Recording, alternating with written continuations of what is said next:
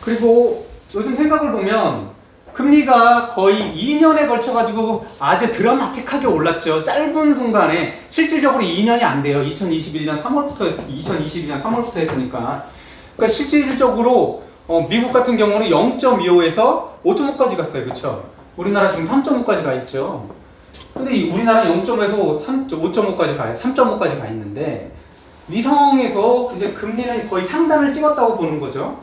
우리 여기의 금리는 모든 나라의 기준금리일 수도 있지만 지금 모든 나라들이 쳐다보고 있는 것들이 실제 미국에 있는 연준의 기준금리잖아요. 지금 아직 내리지 않았어요. 동결했는데 앞으로 2번을 내릴 거다, 3번 내릴 거다 말은 많아요. 맨 처음에 3번을 내릴 거다, 0.25씩 3번을 내릴 거다라고 했는데 물가가 조금 오르는 것 같거나 또는 고용이 좋다고 하거나 또는 기업들이 실적이 좋아, 성장이 좋네 라고 하면은 이거 안 내려야 되는 거 아니야? 이런 그런 모습들이 많이 보였는데 어쨌든 금리 상단이구나 라는 것들은 공통적으로 가지고 있는, 전 세계의 공통적으로 가지고 있는 컨센서스라는 거죠.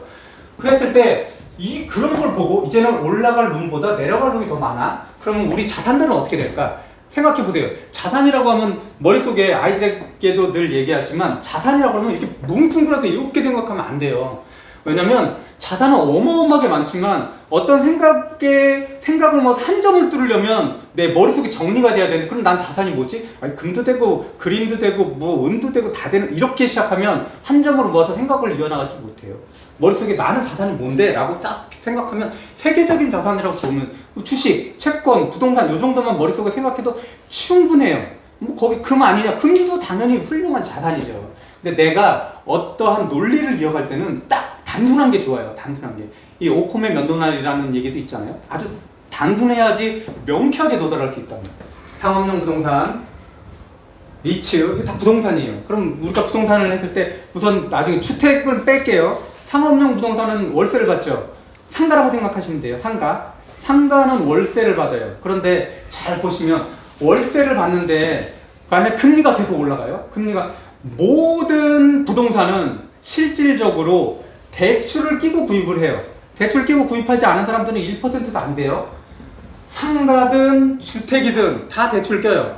그거의 대출이 많고 적음의 차이죠. 일반적으로 아파트 같은 경우 또는 주택 같은 경우는 60에서 70%, 서울 같은 경우는 50% 이내 뭐 이렇게 되겠죠. 근데 상가는 대부분 어느 정도냐면 70%, 빌딩은 어느 정도 하냐면 80% 정도를 대출을 껴요.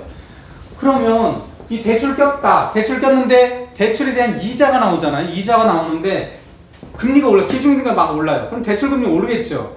대출금리 오르면 내가 상가를 하나 가지고 있는데 월 임대료가 100만 원이었어요. 근데 내가 금리가 막 올라서 내가 이자를 많이 내야 돼요. 그러면 상가를 가지고 있는 임대인이 임차인한테 야, 나 이자 내기 벅차니까 너 150만 원 내 라고 할 수 있어요? 없잖아요.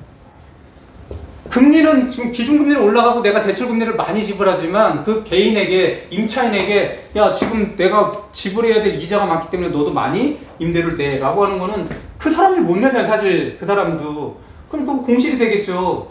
그래서 기준금리가 막 올라가서 내가 대출금리가 많이 올라간다고 하더라도 얘는 아주 비탄력적이에요. 내가 뭐 받는 월세 수익은. 그러면 상가들 잘 보세요. 기준금리가 계속 올라가. 그럼 월세는 작아져. 월세는 받는 건 동일해요. 그러면 실질적으로 뭐가 떨어지게 되는 거예요? 수익률이 떨어져요. 수익률. 그렇죠. 내가 비용은 더 많잖아요. 근데 받는 거는 똑같아. 그럼 비용은 많아져요. 받는 거 똑같아. 그럼 당연히 수익률이 떨어지겠죠. 당연하게. 그러면 이 상가는 비싸질까요? 싸질까요? 수익률이 떨어져요. 수익률을 맞춰야 되잖아요. 수익률이 떨어지려면 얘는 임대료는 똑같아요. 그럼 수익률을 맞춰야 돼요. 결국 이 물건을 산다라는 거는 내가 어떤 사는 사람 입장에서는 기본적으로 그 정도 수익률은 돼야 돼라는 기대 수익률이 있을 거 아니에요. 근데 보니까는 어떻게 비용은 많이 들고 받는 돈은 똑같아요. 그러니까 수익률이 떨어지잖아요. 그럼 어떻게 돼요? 뭐를 낮춰야지 수익률을 맞춰줄 수 있어요? 이 상가를 살 수 있는 사람에게 뭐를 낮춰줘야 돼요? 그 상가의 가격을 낮춰줘야죠. 가격을.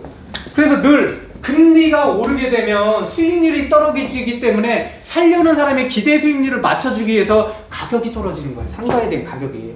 왜? 임대 수익을 놀릴 수가 없으니까. 그러면 살려고 하는 팔아야 될 거 아니에요. 팔리면 어떻게 해야 돼요? 그럼 이 살려는 사람이 기대 수익률을 맞춰줘야 될 거 아니야. 그럼 어떻게 돼요? 20억 같은 거를 뭐 15억에 안 사면 15억. 이렇게 상가의 가격을 낮춰준다는 거예요. 보세요, 그러면. 금리 고점 찍었던 소외됐던 리츠라고 했잖아요. 금리가 막 올라가요. 그러면 상가의 가격은 떨어진다라는 거잖아요. 상가의 가격이 떨어져요. 임대료 똑같고. 그럼 수익률이 떨어졌잖아요. 그러면 리츠 이런 것들을 주식같이 하나로 모았던 리츠 ETF에 대한 수익률이 떨어지는 거잖아요. 그때 아무도 안 사겠죠. 근데 앞으로는 금리가 고점이에요. 그러면 떨어질 일만 남았어요. 그럼 상가의 수익률은 점점점 어떻게 되겠어요? 이 비용이 점점 줄겠죠. 여기서 말하는 최대의 비용은 뭐냐면 대출 이자예요. 대출 이자. 그 비용이 금리가 떨어지니까 대출 이자들이 어떻게 돼요? 대출 이자들이 줄겠죠. 그럼 수익률은 내가 가지고 있는 상가의 수익률 점점 올라간단 말이에요. 그게 점점 올라가는 만큼 뭐가 올라가요? 상가의 가격이 올라가겠죠. 왜? 수익률이 높아지니까.